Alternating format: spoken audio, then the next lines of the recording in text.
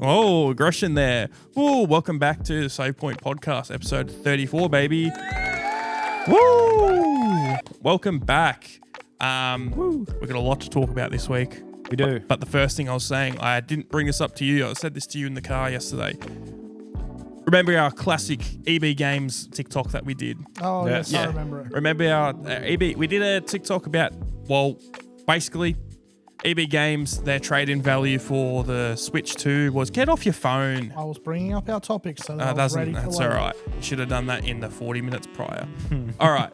So Banana. we EB Games trade-in value for, or trade-in deal for a Switch 2 is For the trade pre-order.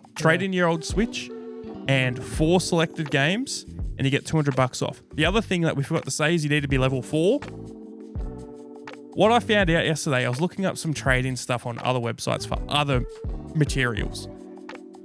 Uranium. Uranium. I was doing trade-in uranium. And one of the things that came up was CEX, and I was like, oh, whatever, I'll have a look. They give crap prices. Had a look. You can trade in an original Switch, original one, as long as you got the box and you got 167 just for the Switch. Yeah. The same newer Switch, it's the exact same, the Neon one, but just with the newer box, is 187 or something like that. So, bro, EB is a rip-off. You can't tell me it's not, especially if you got to be level 4. Oh, well, that's my rant. I just had to say that. I forgot to tell you, so I thought I'd tell you now. No, it's all good. I know that they're planning to do their retro revival or whatever the heck it's going to be, where they're going to charge people through the nose for stuff that they paid pennies for. Yeah, I think it's tomorrow, whatever the date is tomorrow. I don't know what the date is. They're doing an EB Direct. But yeah, I'll probably jump on and see what the prices are like. And Anyone It'll be buying terrible. it's going Yeah, to it will be be absolutely terrible. shafted. Yeah. Honestly, I reckon it will probably be to the point now that, at least from Australia, probably cheaper to take a flight to Japan and buy half these things oh, definitely. and come back. Just buy, you can play it or everything when you get back. If you want to buy X amount of things, yeah.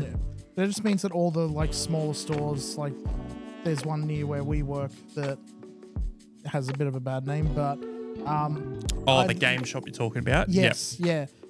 All the smaller stores like that are really going to get hit hard if EB starts leaning onto this, because that's the only sort of thing that keeps them alive is Retro retro stuff, and all the niche things that for whatever reason Zing doesn't quite get. Skylanders. God. Yeah, I wonder what's going to be for this place. They must, so just to reiterate, EB Games looks like they're bringing out a retro Collection? or branch or collection, or just they're trading retro games So in and 64 selling them. consoles, NES, SNES, Yeah, but Mega Drive, either way, they're doing that stuff, and they're announcing it tomorrow. I'm going to be surprised what their go is. If they're going to be, they're going to be trading stuff in and selling it, or both? They're opening that back up again, or it might be just selling and they've already got a bunch of stuff that they've collected. We saw the ad would have been maybe a month ago, saying they're accepting old collectibles and consoles and old games, and now it's been not a very long turnaround, and they've already said, well, we assume it's going to be they're releasing something, because they put up a CRT TV with an EB ad on it. Yeah, so, and it had it was static and everything like that. So potentially it could be them connecting it, but we don't know what EB is going to do with all their retro collection stuff. Yeah, it's odd to me that they didn't do this earlier, honestly, because they've had the sort of, not the setup for this, but they've definitely had the merchandise for this for yonks. Yeah, well, they've been Ages trading and in ages. games for 10, 15 years now. Yeah, but all the consoles, to my knowledge, I could be wrong on this, to my knowledge, what they do with all the traded in consoles, if they're not a current gen console or, just one previous generation, they refurbish them and then ship them overseas and sell them through whatever arm they've got over in that other country. Particularly if they're selling over to, just pulling a name for example, to Africa. They're selling them all at rock bottom prices, but they're still earning money hand over fist because they paid pennies on the dollar for it. Interesting.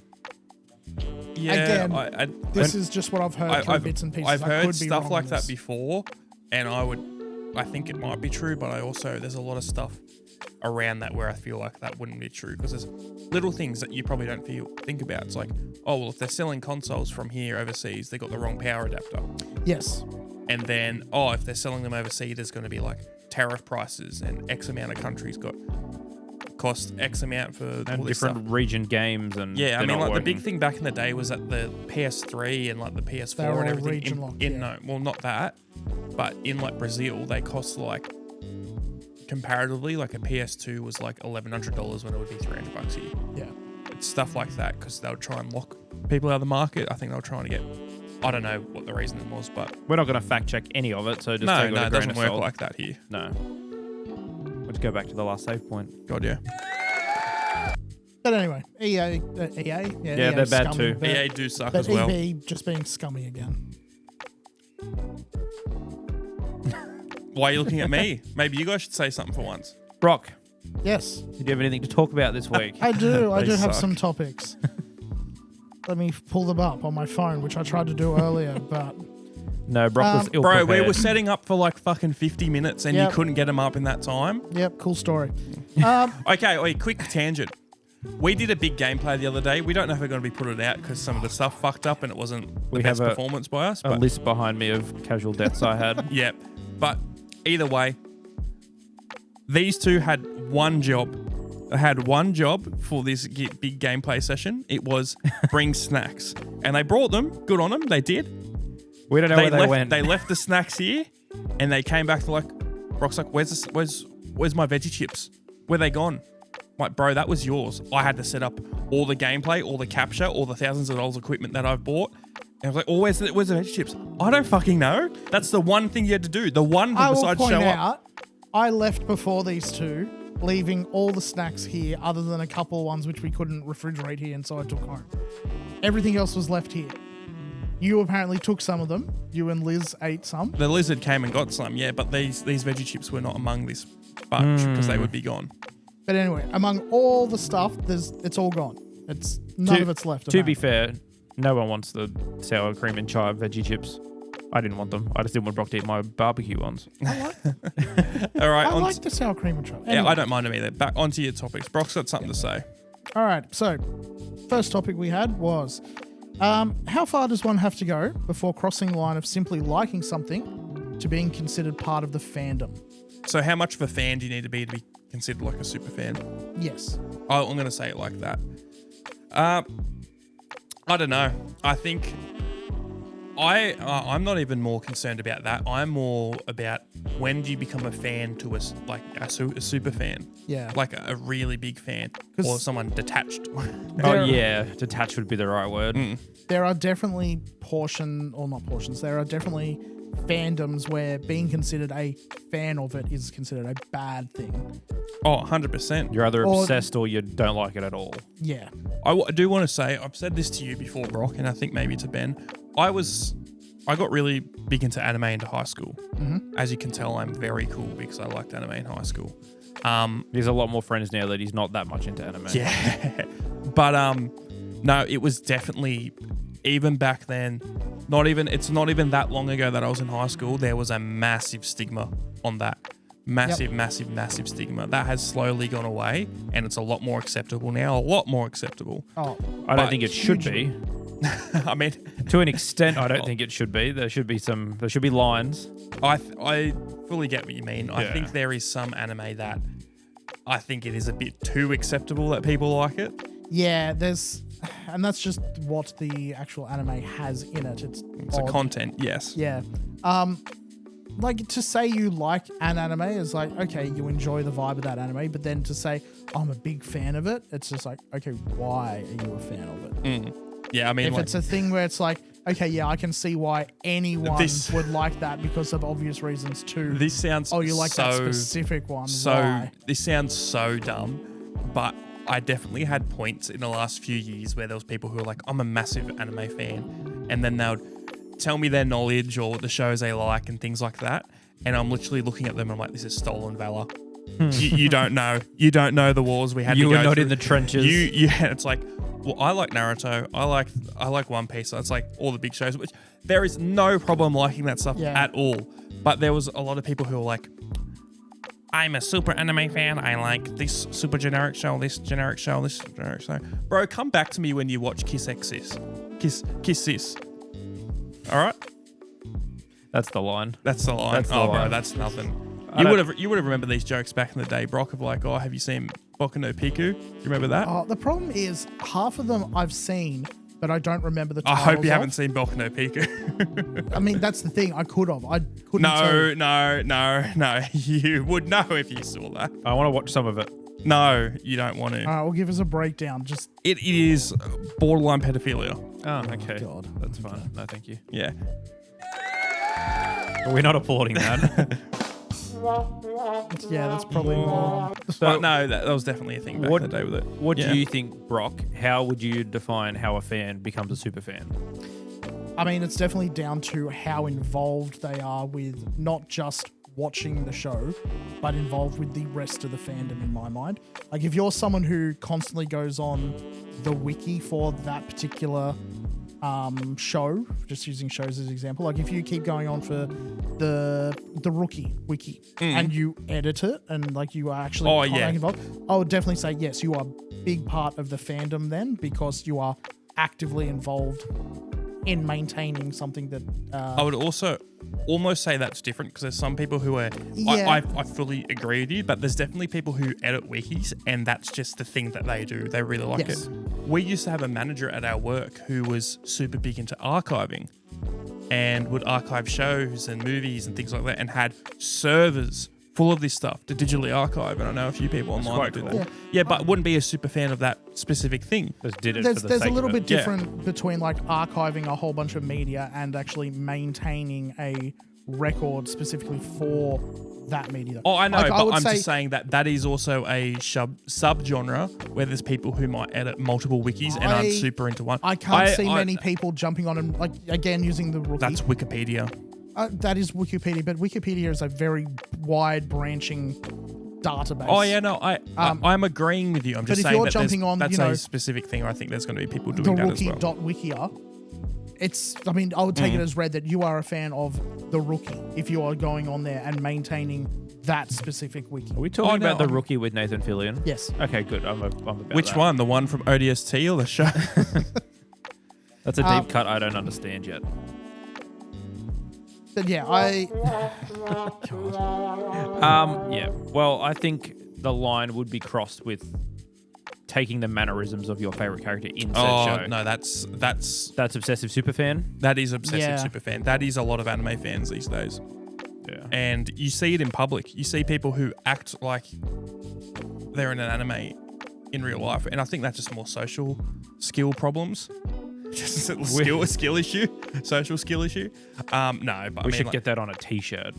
that is good. But there's a few of those type of situations, and I'm seeing a lot more prevalent now. yeah, And there's just it's- people who they can't honestly like regulate their emotions with what they like, and it becomes obsessive to them. There's some things where you can put in your mannerisms, and it's like it's either niche enough or it's so low key that like no one's really going to notice. And it's like, okay, that's a unique tick to them. Even if they know where it's from, they can just be like, okay. That's but like, then there's other things like you come into work and you're like, watashi broke this. Go fast. I will beat you with this microphone. No, you won't. It's mine. People believe the shit you say on here. I'll point No, they out. don't. If they do, they're silly billies. Again, we don't fact check, so it could be true. Screw you too. No, but like But yeah. people who like I know people who, and I'm sorry for outing you like this. I know people who you'd call them up and they'd be like moshi moshi. No, I'm just like- no. Why? I mean, to be fair, this was like 10 years ago. But that's worse, That's not good. bro. Yeah. When was the last time Moshi this person moshi did- is hello on the telephone. Just letting you know, bro. Yeah, I context clues. I got that one. Yeah. And I mean, they weren't doing it from any particular anime that they were a fan of or anything like They that. just It was wanted just to be Japanese so much, didn't they? no, it was just a thing that Can't they do that. enjoyed doing, I guess. But there's definitely people who think that like, oh, if I do this, I'm not more in tune, but like they think that sort of this is my little special thing that I have that I just That's like, do you remember the meme years ago, Ken-san? Or Not Ken-sama? Let me get it up. I think it Pull might it be up. Ken-sama.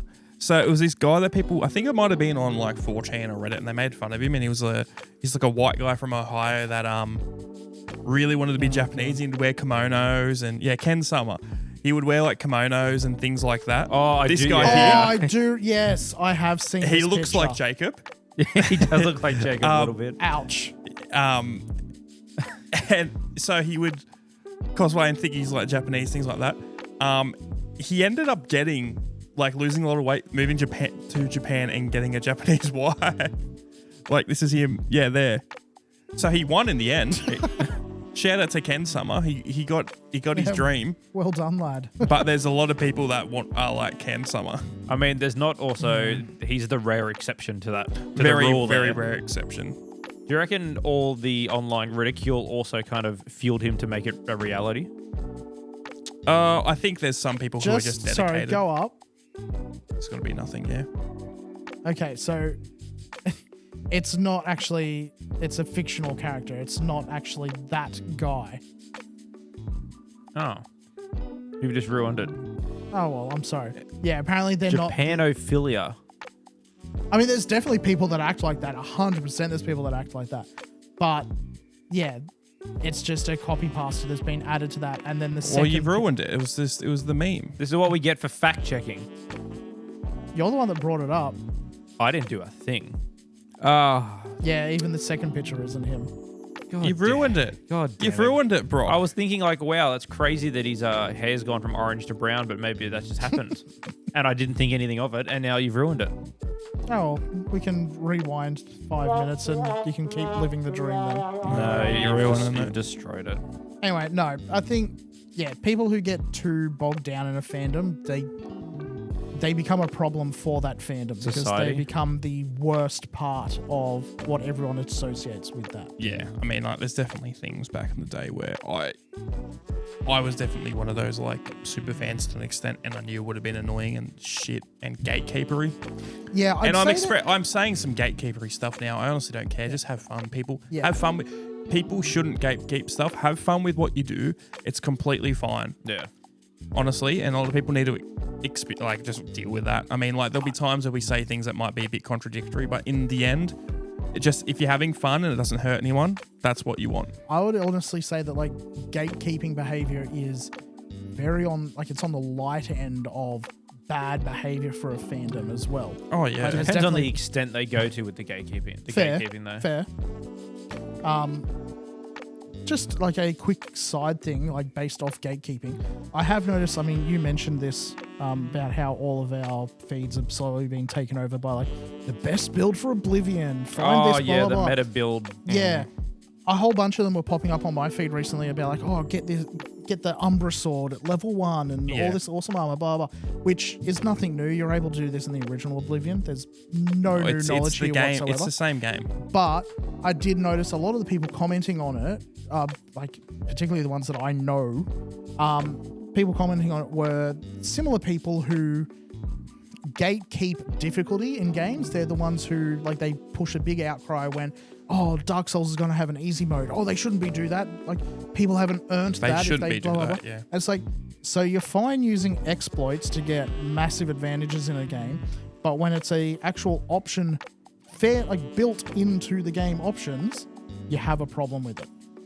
Why? I haven't really, to be completely honest, I haven't seen people complain that like, oh, Dark Souls or like a game like that is getting an easy option. I see people when they complain when the game itself, the whole thing becomes easier.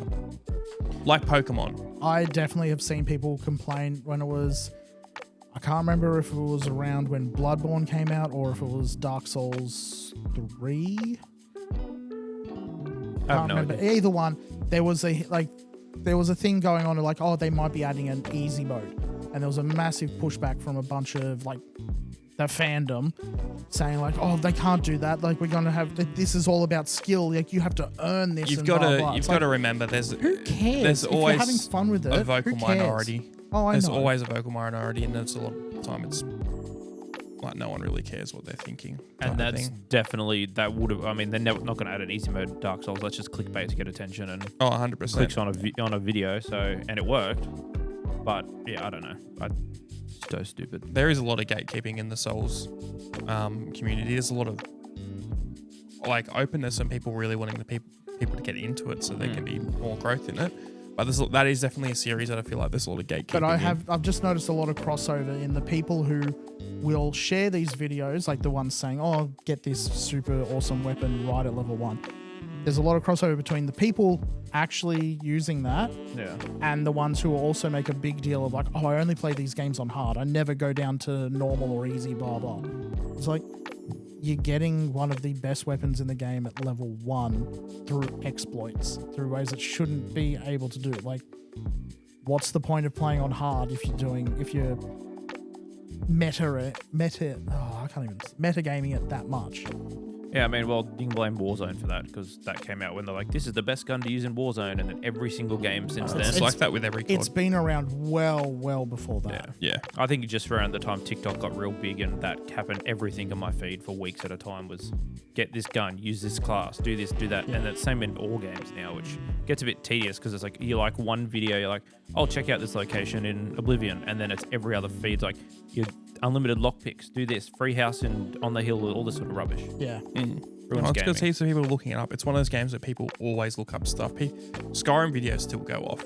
Yeah. Like, you can make tips and tricks videos about Skyrim and it's still going to have a good result. Well, I mean, decent for a game that came out 14 years ago. I needed assistance with one of the Dark Brotherhood quests yesterday in Oblivion, and I went to Reddit and found a post from like 6 or 7 years ago, and I was like, I can't figure this out. And the top comment was like, pretty much posted immediately after, and like, yeah, do this. And I was like, I couldn't find it anywhere on TikTok. I couldn't find anything. I liked going back and looking through all that old knowledge from the ages. It's from the greybeards. Yeah, that was. Yeah, it's that guy got what he had coming to him.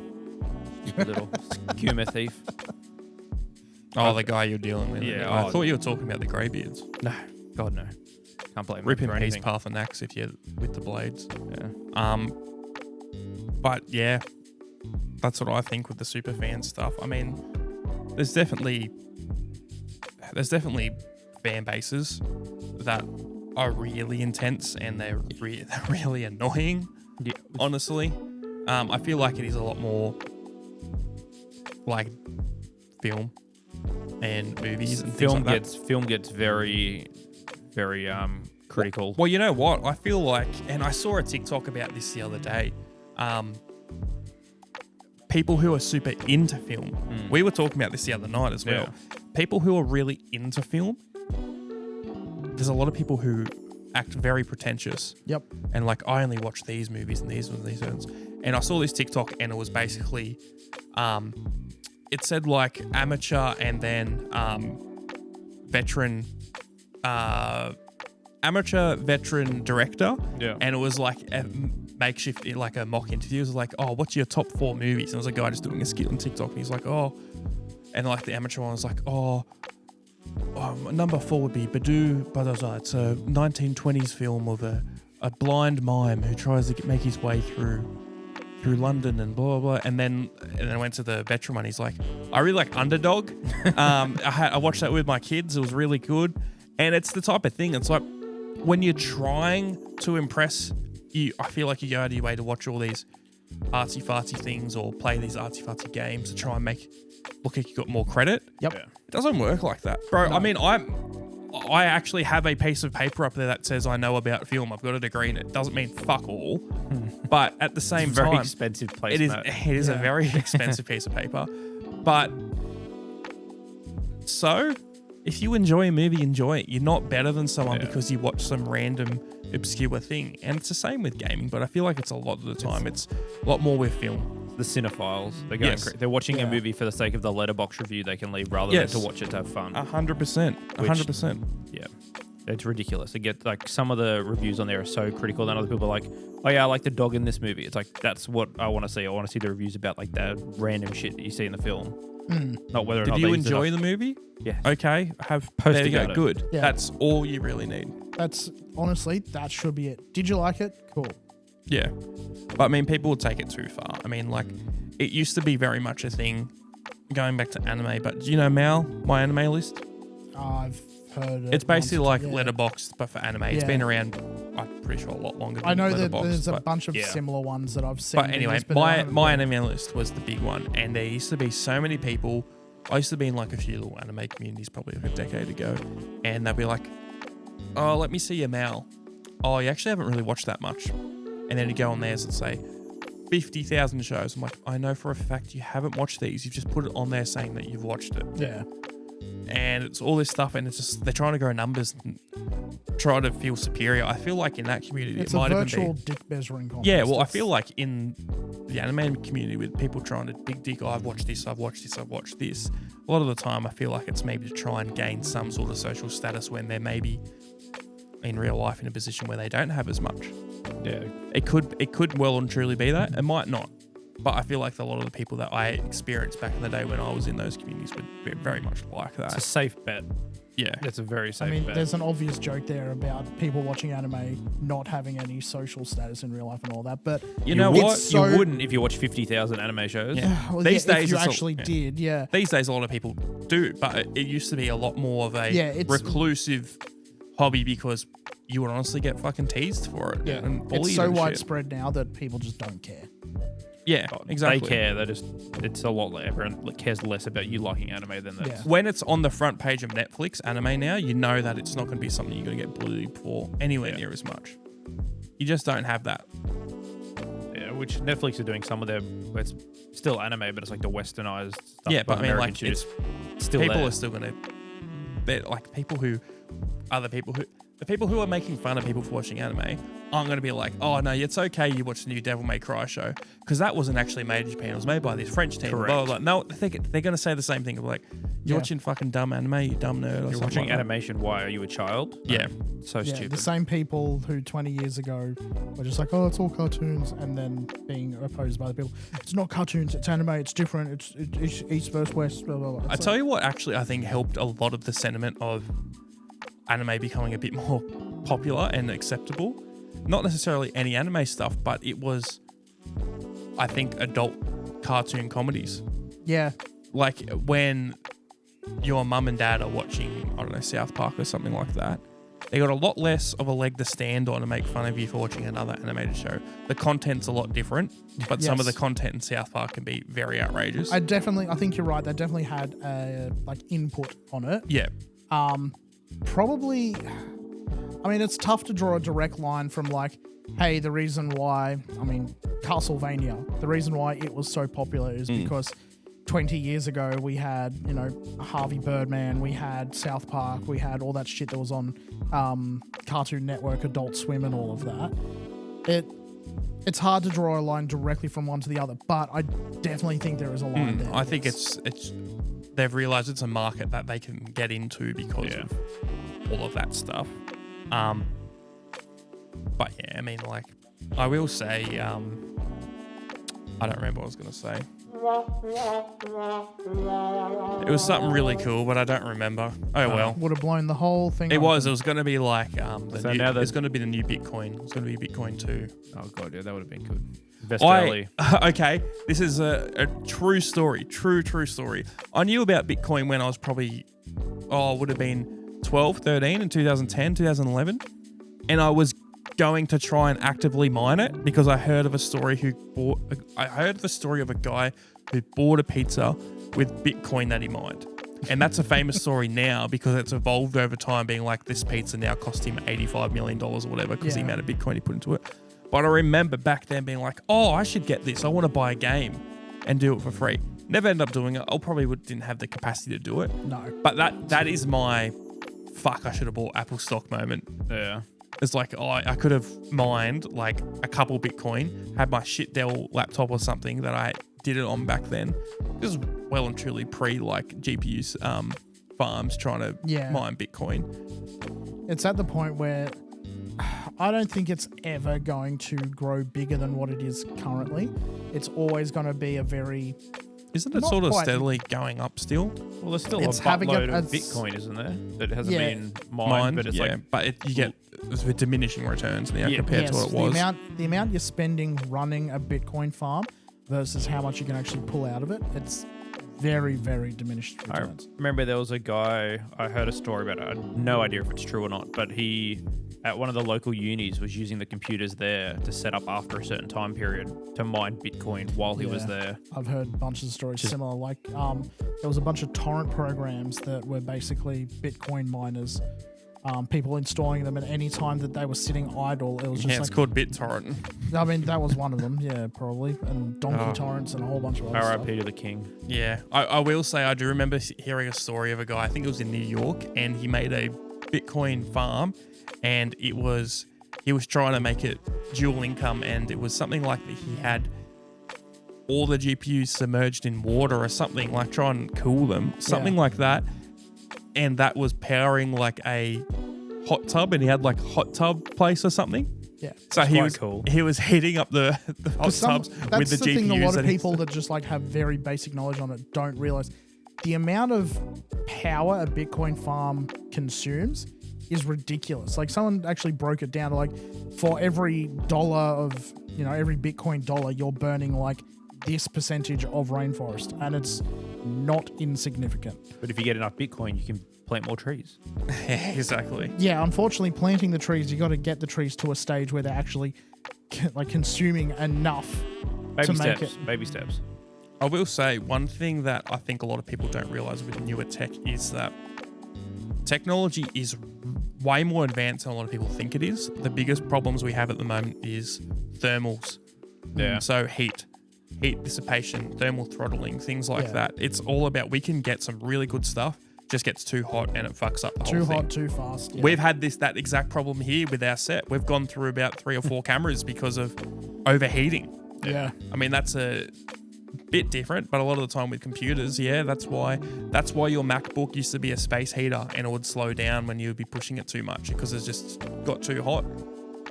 That's why they got fans in them. I remember rendering on my computer during winter one year, and it got too hot that I was sweating in my room because it was like 85, 90 degrees coming off this run, trying to render a final project. And I was just like, this is too hot. I have to turn it off, but I need it done now. It's not worth the payoff. Ridiculous. Oh, God. You had something else to epically say, didn't you, Brock? I did. We had another topic, if we want to jump straight into that. That's why I brought it up with you. Oh, I'm sorry. Anyway. Don't have social cues. That's what they call a great segue. Yep. Cool. Next topic. Is it possible to have a good horror narrative without the threat of death? Oh. What would you class as a horror then? Well, let's keep it to games for the moment, because this is an easy one. Yeah. Because the fail state for most games is the player avatar dying. I know that there are a couple of games that have toyed with the idea of like, there's nothing in the game that can actually kill you. It's just, we try and have spooky, scary stuff. But I think that it definitely gets blunted without the idea of direct danger to the player. I think you've misconstrued this with movies. I think it's very hard to do. I think with games it's different because I'm not scared that my character's going to die. I'm usually scared because the enemy is going to be hard for me to beat, and I think that's what's triggering that, not the... I'd say that's a different type of... I mean, that's not quite horror. That's just fear from what you've described. Basically, would you not be fearing death if it was a movie and or game? If it was the other way around? If I'm playing COD, I'm not getting scared that I'm going to die. No, but I'm like, fuck, okay. I wish I could have got him. If you're playing Phasmophobia, for example, the failure state is every player dying. Yes? Yeah, but that's also the fail state for so many non-horror games. Yes. Therefore, they have to do something different in order to to enact that feeling of horror. What I'm saying is I don't think there is... I couldn't tell you one game where I am particularly scared of dying. It's the consequence of dying. It's like I might lose a life, or it's going to be this enemy's hard or something like that. Like I'm going back to like some early horror games like Resident Evil, and I'm thinking of things like, when the dogs burst through the glass or you're bursting a tire into something. I'm still going. And that's what the scary thing is. It's like, I don't know how to deal with this situation. This is intimidating. I've already died a ton of times, or XYZ thing. It's the jump scares, which is the more current thing and things like that. That's what I was going to say. How would you differentiate between something actually being horror and just having jump scares? Oh, I think jump scares, they've always been a cheap, easy scare, and I don't think they're valid. Because they always get you, but I think it is so cheap and easy. If you do something that is creepy or scary without a jump scare, immediately have way more respect from me. Yeah. Depending on the type of jump scare, I think they can work really, really well. Other times it's just You're right, but it just hits. It doesn't. Sometimes it hits really, really well, and you're like, that actually got me. And other time you're like, something's going to jump out here. It jumps out. You're like, who could have seen that coming? Ridiculous.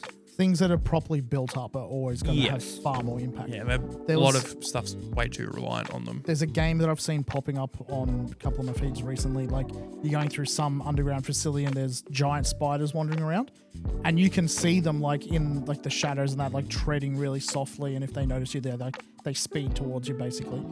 It's jump scare, but there's a lot of tension there where you're like watching these spiders in the distance thinking, is it going to start moving towards me? If I make a movement, am I going to attract it faster and all of that? I think that's a good build-up of horror versus like just cheap scares where something just pops out of nowhere and just boom. I still think the best horror game of all time is a game that wasn't even made, and that was PT. Yeah. I think that was the best use by far of horror. Yes. And there was, I need to think back, but I don't think there was any jump scares. You would see that ghost girl and things like that, and she might be in the hall, but it would be like you turn around a corner and she's further down the hall, or she's above you in the Eve thing. In the alcove. Yeah, and you can hear like voices on the radio and so many things. Such a small thing. There's a reason people still talk about PT, a decade later? Yeah. In my mind, creepy and unsettling will always beat just flat out horror. I think audio is what gets me. Oh, yeah. Audio If, can like, for sure. I saw a new movie last week, I think it was. There's one point in it, it's the only point in the movie where I got actually like, holy shit, and it was just an audio cue just switched on the spot, and it threw me for a 6. I had no idea what was happening. Music can make things really unsettling. Like, we were listening to some music just before to sync up the audio, and one of the songs that's been going off on TikTok a bit at the moment is the Radiohead Everything Where It Should Be, I think it is. Everything in the right place? Everything in its right place. That song, that just little lick at the start. Yeah. The do-do-do-do-do-do-do-do-do. It's really unsettling. It reminds me a lot of, I don't know if you guys have ever heard like the early, well, it might even be in the original soundtrack, but the early soundtrack stuff for Alien. Like, it's super unsettling. Yeah. And you see like the alien test footage. I remember there's this one video that I've seen. I wish we could play it, but we'll get copyright strike like crazy. Yeah. And it's just really unsettling, the music. And it's just the guy, I forget his name, the guy who played the alien, the first Alien movie. He's really, you don't know his name. I don't know his name, but I he's know the a guy really good actor. He was like, I think he was... he was a stuntman, really tall guy. Yeah, he was like a student from Africa or something, and he was in London. But it's just test footage of him like lurking around in the alien suit, and it's just got this music playing in the background. You know what, fuck it. It's not going to be anything crazy. You guys talk, and I'm going to try and find it. Okay. Yeah, I was trying to have a look and see what his name was, but you'll find it. Yeah, I definitely think uncanny stuff like that, unsettling stuff like that definitely has way more impact than just like, oh, be careful walking down this corridor in case something jumps straight through the wall, blah, blah. It's like, no, having something in the distance where you're like, what is that? Yeah, way more tension. I remember with PT, you could hear like you're walking after like the second or third loop, you're like walking down the corridor and you hear like little footsteps and stuff. You get around the corner, there's nothing there. And then you get to the end of the hallway, the door slams behind you, but it's just as all the music kind of quietens. And you're like, I'll turn around. And then you just hear... Definitely not that one. Definitely not that music. Not that one. Keep going. You hear like footsteps running behind you where you just turn around from. That audio just gets me so much more than all the rest of it. Facebook. Because I think I rewatched one of the Insidious movies recently, and it's where they do that tiptoe through the window song, and it's just real eerie, and there's nothing really happening. It's just like aimed at like a record player or whatever, and you just hear that music, and it just scratches that itch in the back of your brain, and it's like, this is terrifying. I will say, older media tends to do so much better with analog like media has the had a massive creepiness. resurgence. I mean, just the way that they do audio cues and music as well. That is hectic. Yeah, him just walking around. This is the size of the xenomorph's head. This is not the one that I'm thinking of, but this is like super early on test footage. It's like Kingdom of the Crystal Skulls type. It does look like that, doesn't it? But even just That's like not if the you have music I'm put him thinking back in the background as well, like in early on when he was That's not near what the I'm ladder. Let me get back. What's that machine it's not a machine, it's an instrument that they use. It's got a really weird name, a theremin, Yeah, the theremin. with all that weird 80s like sci-fi space horror Yeah. stuff. That was the coolest instrument ever for that sort of thing. It set the See, mood real well. Just the way, like, I mean, he's a normal person, but just the way his body looks Yeah, elongated like the that. physical acting in that Yeah, in it as well as is very unsettling. Like, it's creepy as. well. That's what the Alien's fully based off of now. Like that's all of its movements are always like Yes. very precise. Well, it's like when we went and saw Romulus, the guy they got the basketball player to play the xenomorph in that. He played it extremely well as well. That was, I don't know what he's got I can't remember what his name is. Oh yeah, the guy who's the hybrid thing. Yeah, Yeah. that was. He played it really well as well, and I think it's being able to move your body when you're that tall and lanky.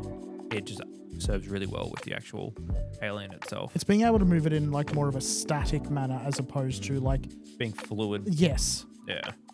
Each part of your body moves. Yeah, because it's on the independently it's of on the itself. lookout Yeah. Yeah. for stuff.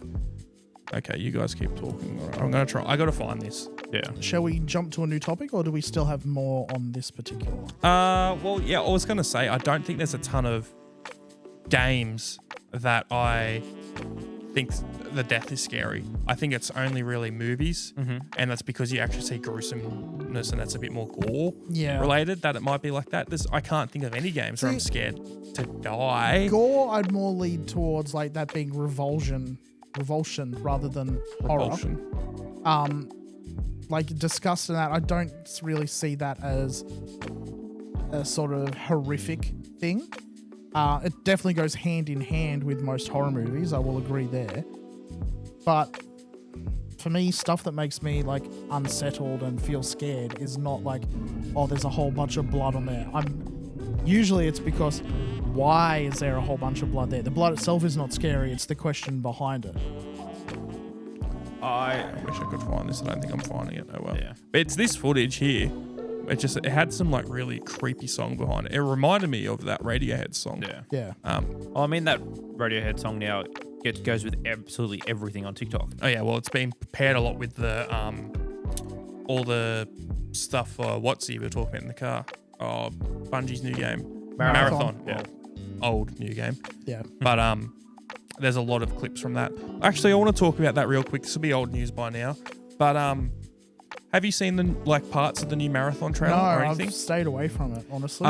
Really cool art style. And Very, very cool. They've done it artistically. It looks great. I think Bungie might like at least. I've heard gameplay is great. I don't like the fact it's an extraction shooter. Besides that, everything that I've seen of this game looks really cool. Like really, really cool. I'm like, oh, maybe Bungie's back. It's a big call to stay. Yeah, I know, but there's some people online are getting really shitty that they don't like the look of their characters and like they're not hot enough or they don't. But not even that. They're this like argument no, again? but not even that. They'll be like, I don't really like. I think it's like a dull art style and everything like that. I'll show you some of the promo stuff for it. some of the stuff. Well, there's a closed beta or closed alpha that went recently. I have not. I've only watched that launch trailer, and I was like, "This is cool." And then those new little snippets they showed like a couple weeks ago. I think it might be pretty cool. I'm also not fussed on the extraction shooter part of it, but yeah, that's another genre that's becoming overdone. I've heard it's got like Apex Legends style movement, which I think could be pretty cool. That's sort of it's like a cyberpunky sort of industrial, very like the colors are very Yeah. flat Yeah. in a good way. They'd work well with like the glossy and matte finish Yes. sort of stuff. That's very cool. Sort of Mirror's Edge. How everything was white and then the red stood out heaps. Like all of this type of like that to me looks really cool and I like that. There's a lot of people that have been complaining about it. Very much of what was that?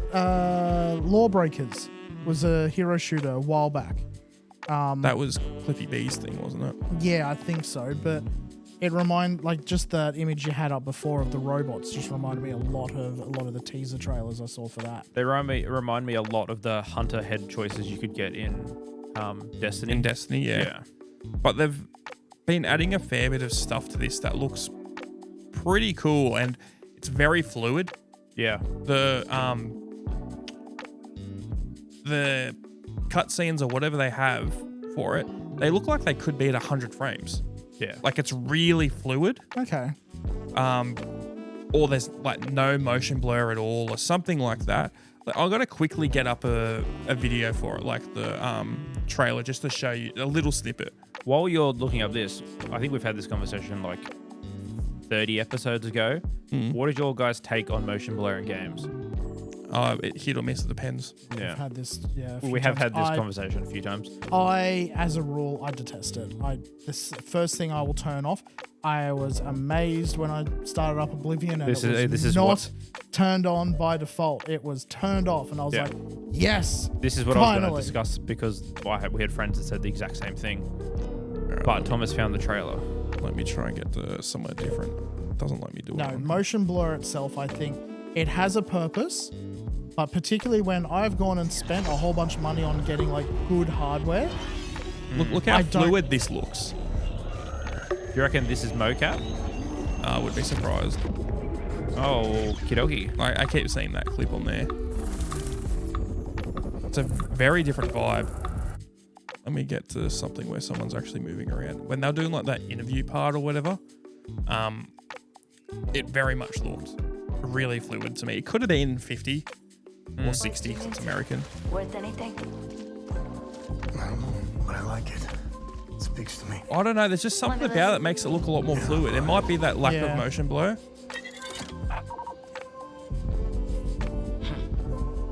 It'll be interesting to see if this is in-engine. Or if it's all pre-rendered, yeah. That's what I was going to say. Like, the amount of times that we've been hoodwinked by teaser trailers and pre-rendered stuff. Oh, that was cool to see the transition to the hood. It's not playing this in a super good resolution, but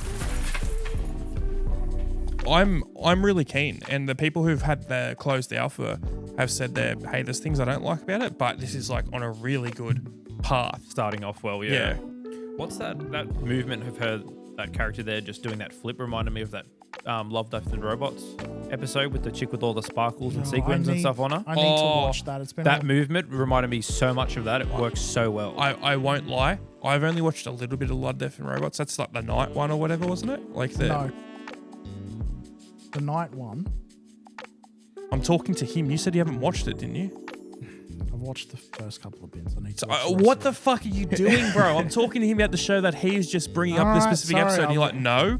It's the one with the chick on like the water. Yeah, the water, and it's like there's like all knights fighting each other and stuff. Yeah, there's like a deaf knight, and he goes and sees all these sequins, and then I think it's meant to be like a siren reference or something like that. I was just gonna say I fucking hated that episode. Oh, so did I. I hated it. It was very weird. It was very weird. I hated it. I don't know that it did my head in watching. I'm like, that was one of my first experiences with the show. I'm like, it was really annoying. It was hyper realistic. It's a great show though.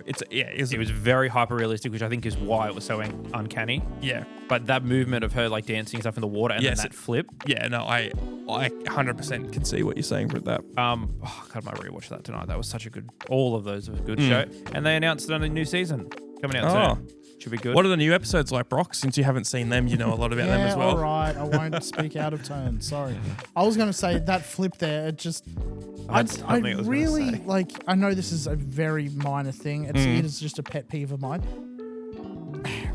I always find stuff like that where they have completely unnecessary movement. Like, why do the flip there? Like, surely you'll just step up.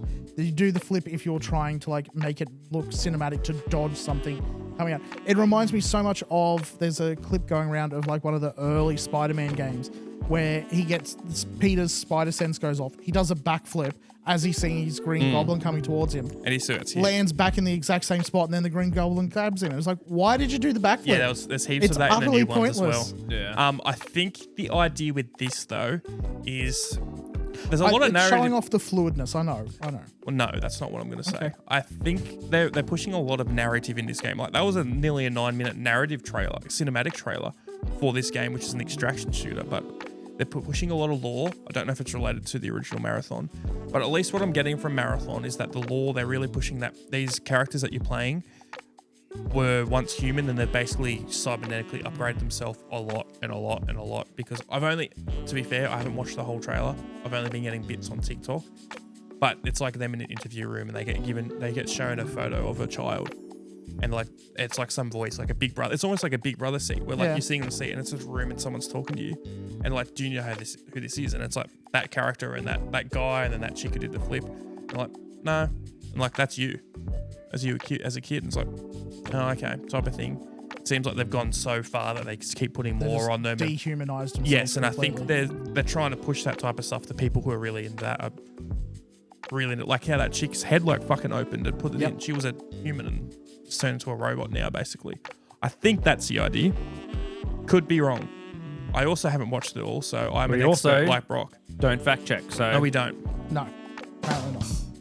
No, definitely not. We did that and you ruined our experience with Ken Summer. Yeah. I'm not apologizing. Of course you won't. No. I had something funny I was going to say, but then I realized I couldn't say it, so I'm not going to say it now. But you reminded me of something, Brock, when you said, I won't speak out of turn. I'm just not going to say anything. Oh, okay. I can imagine what you're going to say. Toby. Jeez. Oh, Lord, have would we mercy. like another topic? I have a question. We've mentioned it. I mentioned it in passing before, which I'm trying to think how to word this concisely. If you were to be stranded on a deserted island, what 3 games would you bring? Oh, I sort of wanted to save this for something else. Do not. So we can save it for something else. Well, we're going to save the other thing for something else? What was the other thing? The guess this thing from the screenshot. Okay, yeah. So what did you just say, Ben? That you were at Desert Island Games? Yes. So if you guys were to desert on an island, what 3 games would you bring? Console power, doesn't matter. Just what 3 games would you bring with you on a deserted island? All right. Just before you go off, I don't want to like say my things. I think you've got to be silly if you're not saying something that has got infinite replay or heaps of stuff. Yeah. Keep Correct. It. Sonic Advance 1, Sonic Advance 2. What I was going to say was, Sonic? does it need to be a single player only game? Can it be a multiplayer, like online access game? Yes, but you can't play with anyone because you don't have internet. See, this is what we were discussing when it was brought up to us when we were in the party chat the other day. Yeah. Someone said, I want to play RuneScape. And I said, well, I guess you could play RuneScape, but at the same time, it's an online. I guess most games are online these days, but it is a massively multiplayer RPG. I would make the stipulation that it has to be something that is capable of playing without any need for an internet connection. Oh yeah, because then you could say something like Roblox or Minecraft, where it's infinite with like the mod shops and things like Minecraft though I'd give a pass because, I mean, Roblox doesn't really have a base game, does it? I think it did, but I think it's far evolved past that. Minecraft at least has a base game where it's like you can play it without any I'm just saying need. like those elements. Yes, yeah. I mean, for me, the Oblivion remaster would be number 1 on there. Really, the Oblivion remaster? Yeah, I'm really enjoying it. I mean, look, it's going to be one of the Elder Scrolls games, and that's the one that I'm super enjoying at the moment. I think I'd go Skyrim if I was going to pick an Elder Scrolls game. I would go Skyrim as well. Not just because I've played it the most, but also just because I think so far with my time with Oblivion, which is only like maybe 15 to 20 hours, if I'm lucky, the world's not as big as I hoped it was going to be compared to, say, Skyrim. I know what you mean. Yeah. Which, like, you could walk from, I need to get to Whiterun to anywhere else, or Windhelm, whatever. It takes a good chunk of time to walk there. It took me like 3 minutes to walk from one city to the other in Oblivion. I was sprinting and jumping the entire time. But yeah, no, it is much smaller in that respect. I'm really liking this Oblivion it's great remastered. I'm loving it, but I'm 100% with you, Ben. I think the Skyrim's a better game between the two. I think there's stuff in Oblivion that is much better. 100% there is. But I think as a game, go in, just play, Skyrim's better. There's so many little things that are so much easier in that. Like lock picking. I'm fine with it. So am I now. But again, I did a little tutorial thing at the start. Oh yeah, I did it once. That worked first time. You skip the tutorial. You're sweet. You get 2 locks there or 2 tumblers. You're screwed. I much prefer Oblivion's lockpicking. Really? Yes. Oh. I find it way easier. Nah, that's a wrong opinion if I've ever heard it. I love both of them. I love both the mini games. I like both of them for different reasons. If I had to choose between the two of them, I'd be like, I'll take that one, thanks. The problem is the Oblivion one, it is so easy once you know what to do. Yeah. Too easy because there's no increase in difficulty. Just you got to do it a couple more times. For ages, I had no idea. My first chest that I got to that I really did on, I was like, okay, I got like 40 lockpicks at this point. I'm sorted. I got down to 2. Yeah. And I was like, what the fuck how do I do this? And I finally found out. And since then, I have never failed one. It is too easy. I might occasionally, but I have so many lockpicks now where if you're going into like Fallout or Skyrim, you can definitely be like, oh, fuck. Like, oh, it feels way more accomplishing. It feels way more like you're actually lockpicking because you slowly do it. Oh, it's twitching a bit. I'll go back and reset it, slightly move it. See, I've always found like the Fallout Skyrim method of it, I've always found it way too, not inaccurate, but there's way too much room for error where it's like, cool, I know where I need to get it into, and it's like, I cannot find the spot for it. Why can I not find the spot? It's not here. It's not here. It has to be here. Why is it not? Well, I think the big thing with that is in Oblivion, I don't feel like I need to upgrade it at all. No. If I get the skeleton key, bro, I'm sorted. I literally don't need to do anything. It is so easy. The same difficulty. An easy lockpick is as hard as a very hard lockpick. Yeah. It's just you've got to do it a few more times. Yeah. That's it. Where in Skyrim and Fallout, you need to level that up to a certain extent, and it makes it easier for you. Yeah. And then you actually seeing those trade-offs. No, I get why you'd enjoy them. I will say that both of them are far better than Morrowind's version. Yeah. Which was literally just, the lockpick's a wand that you poke the door with that makes a sound. It Hello, might Hamura. unlock. Yeah. Oh, no, the Skyrim one was good. And I have a question. I haven't played Skyrim on PC. How do you move, like, the key? With the mouse. You just move the mouse left move and right, the mouse and it and then spins the thing WASD. around. That seems like it would be easier to do the Skyrim one than it would be to do on console. I feel like the console's easier because you actually get the 360 degrees. And you get vibrational feedback as well. Okay. I just always wondered if it was anything other than just the moving the mouse. Yeah, no, I mean, like, I remember you doing that for the first, because Fallout 3 was the first game to implement that. Yeah. And I was like, fuck, I really enjoyed it. Like, if I was given a game where it's just that 10 hours in a row, I think I would have fun doing that. Yeah. I can't remember if what's the other one they did? Star Citizen. No, No. Starfield. Sorry. Yeah, I don't know. I know they had lockpicks. I can't remember for the life of me if it was the same. Like not a light maze, but it's basically like I you know have what to you're like talking about. go through the it's a maze basically. You're like rearranging the shapes so they That's match right. the thing. Yeah. Okay. Is it like pipes? I think the game's called Yeah, Pipes. similar to that. Like Yes, very like the similar. security cameras and stuff in BioShock. Yeah. Yep. Yeah, I really like that as well. Yeah. They're some of the best little mini games. The we should talk pipe one's about. really good. The Star Citizen, keep calling it Star Citizen. The Starfield, like lockpick thing, nowhere near as good. It Time different. consuming. It wasn't Yeah. as fun, but it Yeah. was a cool. That Pipes game's a good idea. Yeah. I like that style. Yeah, But yeah, there's a one lot of the games. Elder Scroll games at least would be one of my 3 games to take. Give me a moment to think of another one. What would be one of yours? I think I would have to take Minecraft to the deserted island. Just like we touched on it, just the unbelievable replayability. You just create anything you want, jump from survival to creative, and that's it. You can do whatever you want in that game. I feel like we're all going to say the same things because Yeah. I would say Skyrim or an Elder Scrolls game, and I would also say Minecraft. Like, I'm trying to think what else has got infinite replayability. There isn't a ton of games with infinite replayability. Skyrim No. doesn't have it, but it's up there. It's one of the bigger ones. Yeah.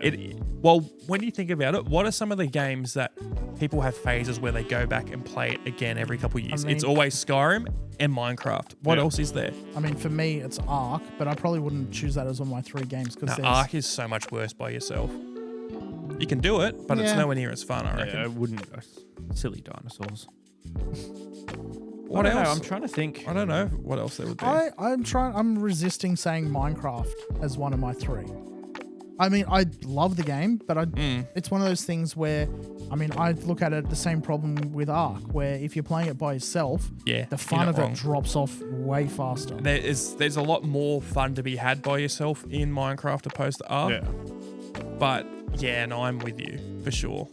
trying to think because like I'm going through my head of games I've played and I've gone back to play over and over again. And I mean, I don't think I want to take Dishonored to the deserted island because that's just that game's I've had my fun. But I think Skate 3 would probably be up there. Yeah, Skate would be good. Just do challenges. You can just skate around and half that fun. It was more fun with friends. I still have a great time on that on my free emulator I got on my PS3. That worked fine on the PC. I just can't think of any other. I think my 3 is going to be an Elder Scrolls game, probably either Oblivion Remastered or Skyrim, one of the two. Going to be Legend of Zelda, probably Tears of the Kingdom. That's not a bad shout either. For my 3rd, I had it in my head and now I'm struggling to remember what it was. It was just there. I think I've got it on the table right here. One of the Pokemon games. One of the Pokemon games. I've got 3 of them here on the table, but the only one I think I would consider taking to the island would be Pearl. Because That's my favorite. yeah, I love Emerald, but just not having a fire. This is not a ton of replayability though. That's the only problem. I mean, you could do different team builds and you could do all that sort of stuff, but I'm an idiot. I'm not taking Skyrim. I know exactly what you're I'm going to say. taking Fallout New Vegas. What were you going to say? Metal Gear. Oh no. I mean, I would love to take like Metal Gear Solid 3 If you or could something. take the whole collection. If it was all the games. Actually, you know what? My desert island games would be Minecraft, Fallout New Vegas, and Metal Gear Solid 5 because that game has got incredible replay. If you want to get everything in that game, it is like close to 1,000 hours type of deal. Christ. I'd be going back and choosing something else from my childhood, like something like probably Pong. Arcanum. If you don't know that one, it's a very, very old.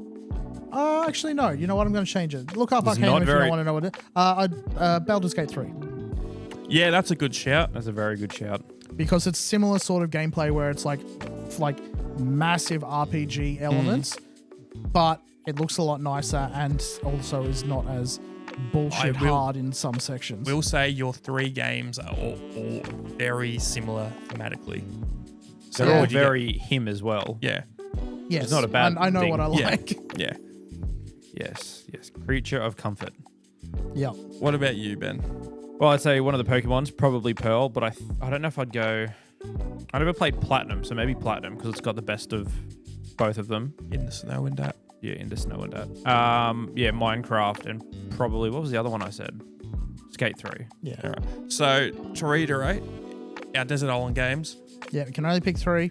Only pick 3 Desert Island games. Mine would be Fallout New Vegas, Minecraft, and Metal Gear Solid 5, The Phantom Pain. Yeah, mine would be one of the Elder Scroll games, most likely Oblivion Remastered or Skyrim.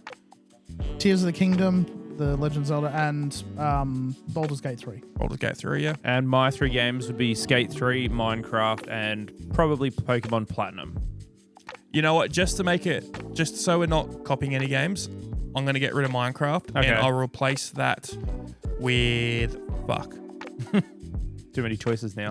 There is too many choices. You know what? I've never played it just because there's a lot of replayability. Same company again. I'm going to say Daggerfall. Fair. If I couldn't pick one of the Elder Scrolls games, I probably would have gone Fallout 4. I have a sweet spot for New Vegas, but just the jankiness of it. See, that's one of turns those. me off. Fallout New Vegas is one of those games where I can fully see past the jankiness, and it is not a problem to me at all because I've played that game so much. I'm the same, but if it's going to be something where like I just want to jump in and play, I don't have to worry about like I got to make sure that this is stable first. I'll go Fallout 4. I particularly don't like the combat that much in Fallout 4. I am in a very small minority here. I prefer the combat in Fallout 3 and New Vegas to Fallout 4. I'm surprised you find a distinction between like that there's any difference between the two. The impact in those older games feels so much better.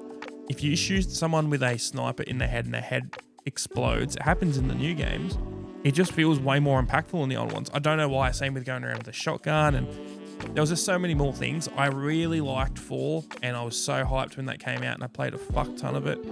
But New Vegas and 3, I feel like are so superior. No, that's valid. I Fair think enough. honestly, a lot of my problems with that game are just the setting. I didn't like the Commonwealth much. I thought the Commonwealth was pretty boring. They definitely feel less wastelandy with Yeah. like the amount of greenery and trees and that is still there. Not even necessarily It's- that, but yes, it definitely It's does. a much more an urban area as opposed to wasteland. I feel like there is more life and more going on in New Vegas than Fallout 4, which is crazy to think since half of the New Vegas map is desert. Yeah. Yeah. You saying that has just reminded me of something I was going to say to you, and I'll say it on the podcast because I'm sure someone else will agree. That's currently my one gripe with the Oblivion remaster is the towns feel so empty. Yeah. I have very vivid memories of in the original Oblivion walking around, those towns felt alive because there was people out and about doing shit. These Yeah. ones, you walk through Coral, it's like there's a guard there, and there's one other NPC maybe wandering around in the distance. That's it. I did notice this, like doing that same mission for the Dark Brotherhood yesterday. I had to go through the Imperial City and trying to find where I had been, going through all those different districts was an absolute nightmare. Because like, okay, have I been through this door? Yeah, there's 2 guards on it. Walk through. I'm now outside the city. Go back. There's no people to tell me. There's no like just random conversations happening. Yeah. It's just you go inside building. There's 8 people in there having a convo. There's nobody on the street walking around. It's a weird way to have a game set up. I know that's probably their weird AI engine they've got built into it or whatever, but the Radiant AI, yeah. yeah, they got which routines never and worked, stuff. But never worked correctly. Had to scrap half of it. yeah, Yeah, no, it's I will say some of the cities I've been to do feel like there's a fair few NPCs, but I do also agree I've been to places Yeah. where it feels It's really dead. some of them work well, others are feel just dead. one of the snow, whatever the snow city is up in the Bruma. mountains. Yeah, that one had a lot of people in it. I remember Yes. Yeah, Bruma it's a feels good one. alive. The Imperial waterfront feels fine when you're like walking around with the ships and that feels fine. But yeah, Coral in particular, I don't know what it is. Just like walking up towards the tree up in the central market, or not it's the market area, but the central area. It's just like I remember this seeing so much fuller. And But so it much would have more been lively. because it was probably because it was just revolutionary when it came out and you just got Well, no, looking back at stuff, like there was definitely more NPCs out and about in those moments. I don't know think whether they it's- changed anything like that though. Well, I didn't think they did either. But This game is really just a coat of paint. So many of the original bugs are still in the game. yes, So and I feel like it was an artistic choice to be like, let's just leave it. So Yeah. you can do all these exploits straight off the bat. There's a couple that have changed, but I think it's because it's like texture mapping things like you can't in a certain spot you can't do your acrobatics yeah. I to also 100 feel anymore, but you can there's find other definitely more spots. verticality to the map as well. There's a couple places like, they changed it, but like going all the way up to Bruma, because rather than just fast traveling there, I went from Coral, walked all the way round and then up, and yeah, it feels like much more of a hike to get up there than it did in the original game. Yeah, I did notice, like with you said, not fast traveling. At the start of the game, I enjoyed being able to go, oh, cool, I don't have to walk to this city to discover it. Now I'm using the fast travel too much, and I'm not actually finding any caves or going in dungeons or whatever because there's nothing. Yeah. I just have no need to walk there because I can fast travel everywhere on the map. yeah, the map does, I won't lie, does feel a little dead to me. It feels like there's a lot of I'm walking around and there's not much to do. Just want to get attacked by a I've dragon. played a lot so far. I feel like my hours played are so wrong. It says I've played like 65 hours. I think I that it def- counts Yeah. the rest time. It's something weird as well because mine's up to like 35 or something, and I haven't put anywhere close to Yeah, that no, yet. I haven't put that much time into it. Is that like on your Steam count or in game? We're both playing on PlayStation. It says it in Oh, the save part where you go quick save. It tells you the hours played. I don't know where they're getting that number from. Yeah. Like I feel like the old Fallout games and the old Elder Scrolls games were accurate with that. This one seems like It it's was off. very, yeah. Okay. Yeah, well, Lizard was here for like a day and a half, maybe. Saturday? Yeah, so she was like, I'm just thinking how long she was here for. And her save said like 14 or 15 hours or something. She played a lot, but I think you might be right. I think it might be including the time that you spend resting Yeah, it's something odd. or Because sleeping or whatever. I know the in-game. PlayStation like in-game clock thing for games is odd because like I've been stuck at the same amount of hours played in Rocket League for nearly 6 to 12 months. well, you now. can't get plus 999. Oh no, it's stuck at like 1608 or something. Like it's stuck there. And it goes up like 10, 15 every now and again, but it's still. I mean, I've definitely played more than 100 hours in the last 12 months, and it hasn't changed at all. Yeah. Well, the whole map just does seem a little bit dead, but I'm not giving that. That's not a criticism. This game came out 19 years ago. Yeah. I'm so happy. I think they've done an amazing job with Oblivion Remastered. I think the map's dead, but I think they've done an amazing job with it, and that game. It's what everyone's going to be playing for the next month at least. Before yeah, exactly. And I think the reason it's dead, it's just old game design. Yes. And I'm not. That's not any marks off how good I think the game is. That's what it was when it came out. It was a limitation of hardware back then, so there's no point flooding it now when the people want the same experience they had. Yep. Yeah. Has it felt like, taking you guys a moment to also, when you're talking to NPCs, it always feels like they're leaning in towards the camera. They're not like standing straight. Like, I know part of it is the camera effect. Never noticed either. Yeah, it just seems like the way it zooms in, they're leaning forward. Depends. Like, I've started some interactions where I've like moved forward right at the last second and the guy's head's right here. But it's also just because that's that Bethesda jank that the game has. I will say there's a few story beats and things that are happening where I don't understand why something has happened, and I can't go to any NPCs to tell me why. Like, I'm just getting randomly attacked when I'm trying to rest in the Imperial City now by some of the what's the main Mythic Dawn. Mythic Dawn. But there is nothing that has told me story-wise yet why that's happening. I've found one or two small quests. So I was like, I played so much Oblivion. I don't remember this small quest. Like one about how there's like posters going up around the Imperial City about the Mythic Dawn. I don't remember that from the original game. It might be that I just missed it, which I find very odd because of how much I played it, but on multiple playthroughs. So... What was I going to say? I had a thought and it's now gone from my head. I have a quote thing about Todd Howard.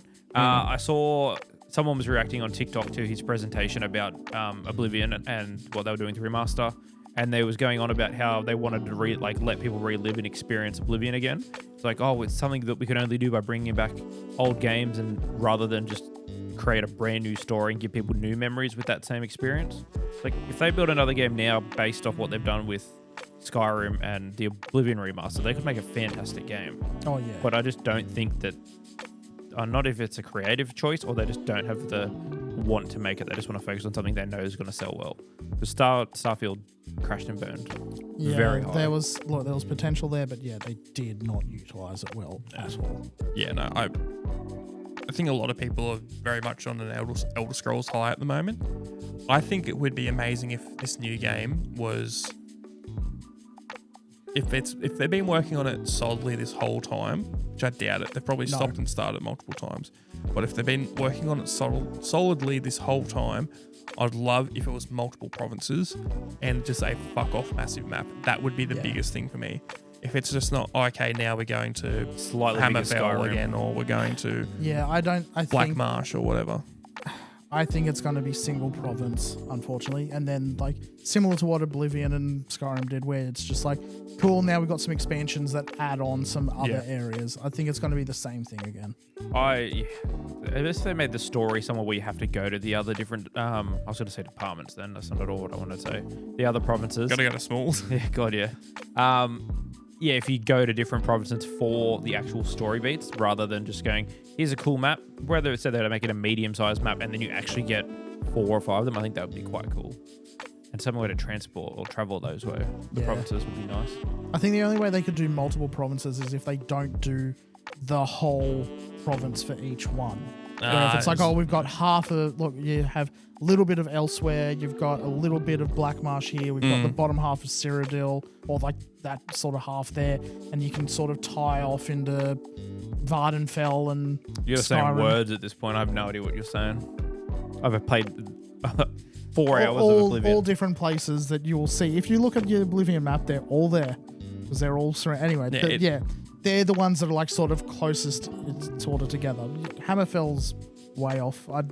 I'm hoping that we get to visit, because I don't think we've actually had one in Hammerfell. Daggerfall wasn't in Hammerfell, was it? Was. Fake fan. We haven't. I don't remember all the names. Haven't been to Black Marsh. I haven't been basically to the lower half of the map. Okay. Haven't been to the top left corner. So we've been to, I'm fairly certain Hammerfell was on the left, and then Cyrodiil's in the middle. Yep. Then Skyrim's at the top. Yes. And then Morrowind's in the top right. Yeah, Vardenfell, yeah.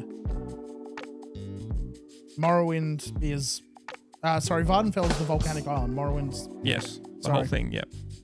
I'm trying to remember where High Rock is, or whatever the... Up the top. It's up the top as well? I don't know. It's a high rock, so it must be up the top. What about Whatever High the- Hrothgar? Either way, Wherever the High Elves are from. I would... Trees. What has always annoyed me, and it's a lot more prevalent in Oblivion, is the fact that you can go to the edge of the map and you can just see, oh, There's that's the throat of the world. That's the other province. I just can't go there. Yeah. And it's annoying.